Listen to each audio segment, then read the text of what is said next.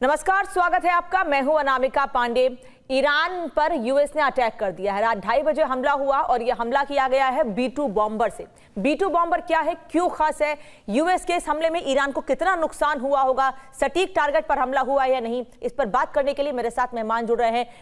Major Samarpal तूर मेरे साथ जुड़ रहे हैं। मैं मेजर तूर से ही जानूंगी कि आखिर B-2 बॉम्बर खास क्यों है, सर क्या खासियत है इसके, ईरान को कितना नुकसान हुआ होगा इस हमले में। अनामिका, ये सबसे बड़ा स्ट्रेटेजिक बॉम्बर है। इसकी जो रेंज है ये कम से कम 13,000 किलोमीटर एक टाइम पे उड़ सकता है और इसकी अधिकतम स्पीड है 1,010 किलोमीटर और इसकी क्रूजिंग स्पीड 900 किलोमीटर प्रति घंटा पे ये उड़ सकता है। और जो इसकी हाइट है जमीन से वो 15 किलोमीटर ये जमीन से ऊपर उड़ सकता है। और इसमें सबसे इंपॉर्टेंट चीज है इसकी स्टेल्थ टेक्नोलॉजी, क्योंकि इसके अंदर जो रेडार का जो सिग्नेचर है वो महज 1 मीटर स्क्वायर के तौर पे छोटा सा बिंदु दिखाई देता है रेडार पे, वो भी कई बार आता ही नहीं है। तो ये इसमें खूबी है, इसके अंदर रेडार सिग्नल अब्सॉर्बिंग मटेरियल से बना है और इसका बहुत ही अद्भुत डिजाइन है। जो शेप है इसका, तो रेडार इसे पकड़ नहीं पाता है। और ज्यादा से ज्यादा ये 18 टन क्या जो हथियार है, ऑर्डिनेंस या फिर आप कह दें बॉम्ब्स, ये ले जा सकता है। और बॉम्ब्स में भी इसके पास बहुत अलग वैरायटी के बॉम्ब्स ले जा सकता है, जैसे कि हमने आज देखा GBU-57 जो ग्राउंड बेस्ड यूनिट है मिसाइल सिस्टम्स की, सो गाइडेड बॉम्ब यूनिट। तो ये ज्यादा से ज्यादा ऐसे 2 बॉम्ब ले जा सकता है। बाकी इसकी क्षमता दूसरे छोटे बॉम्ब ले जाने की बहुत ज्यादा है, जैसे कि JDAMs हो गए, MK-84, MK-82, B-83 और B-61 नाम के जो न्यूक्लियर बॉम्ब है वो ले जा सकता है।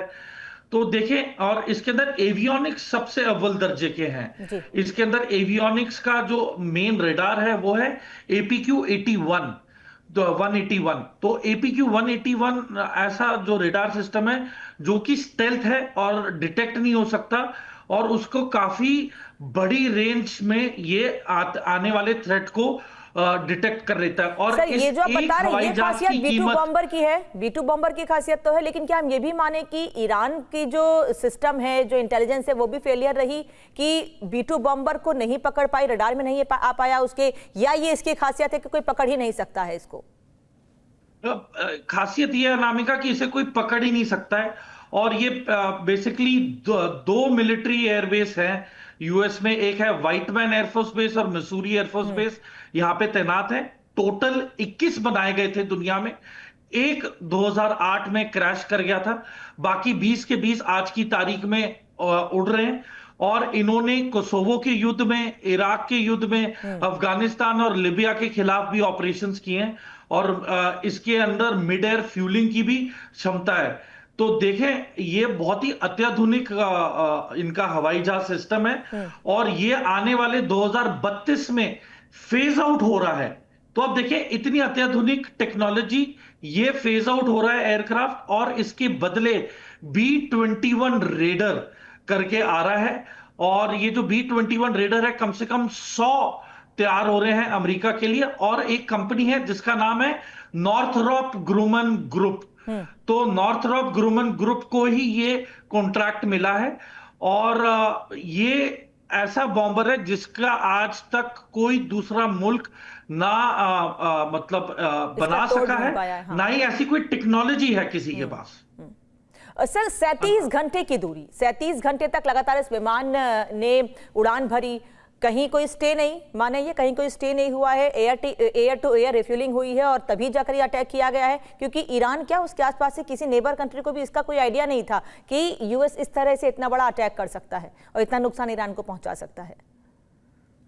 देखिए अनामिका, बेसिकली ये जो एयरक्राफ्ट थे स्ट्रेटेजिक बॉम्बर हैं, इनमें अधिकतम 2 बॉम्ब्स लेके गए थे ये प्रति बॉम्बर। तो जिस तरीके से इन्होंने बॉम्ब गिराए हैं GBU-57, वो 60 मीटर तक पेनिट्रेट कर सकते हैं। तो जाहिर सी बात है कि एक से ज्यादा ही एयरक्राफ्ट इसमें यूज हुए हैं और जिसकी वजह से फोर्दो का जो न्यूक्लियर प्लांट है उसके एंट्री और एग्जिट पॉइंट्स पूरे तरीके से क्षतिग्रस्त हो चुके हैं, नष्ट नाबूद हो चुके हैं, और ये कंफर्मेशन भी अमेरिका ने दी है। तो इन सारी चीजों को मन में रखते हुए जायज सी बात है कि ये बहुत ही इंपॉर्टेंट हिट था, और इसकी वजह से ईरान की जो परमाणु क्षमता है वो कम से कम 2 साल तक पीछे चली गई है। ओके अनामिका सर, टारगेट पर ही अटैक हुआ है ये माने, क्योंकि ईरान तो इनकार कर रहा है इस बात से कि हमें कोई भी नुकसान पहुंचा है, हमारे जो न्यूक्लियर पावर है या हम बनने की जो तैयारी थी पूरी, हमें कोई नुकसान नहीं हुआ है, हमने शिफ्ट कर दिया था पहले ही, हमको पहले से पता था कि ऐसा कोई अटैक हो सकता है, चाहे यूएस की ओर से हो चाहे इजराइल की ओर से हो। खाली ये बातें कही जा रही है या रियलिटी है ऐसी? अनामिका देखिए, ईरान को पहले दिन से ही पता था कि अमेरिका और इजराइल इनके परमाणु ठिकानों पे हमला करेगा। तो जायज सी बात है कि ईरान ने पूरी तैयारी के साथ ये इंफ्रास्ट्रक्चर बनाया होगा।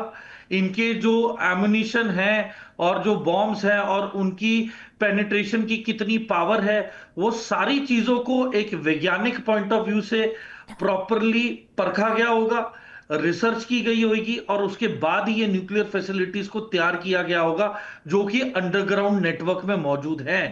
तो अभी कहना बहुत जल्दी होगा कि ये न्यूक्लियर फैसिलिटीज नष्ट नाबूद हो गई हैं या फिर काफी नुकसान पहुंचा है। वो आने वाले 1 हफ्ते या 10 दिन में हमें पता चलेगा कि ग्राउंड रियलिटी क्या है। पर अभी इसी वक्त इतना तय है कि basic operations in nuclear facilities में हॉल्ट कर दी गई है। तो आम दिन का जो रूटीन होता है वो इनमें अब नहीं फॉलो हो रहा है। और देखिए अनामिका, जायज सी बात है कि और भी सीक्रेट साइट्स होंगी जहां पे इन्होंने अपना यूरेनियम और प्लूटोनियम के रिजर्व शिफ्ट कर दिए होंगे। बिल्कुल।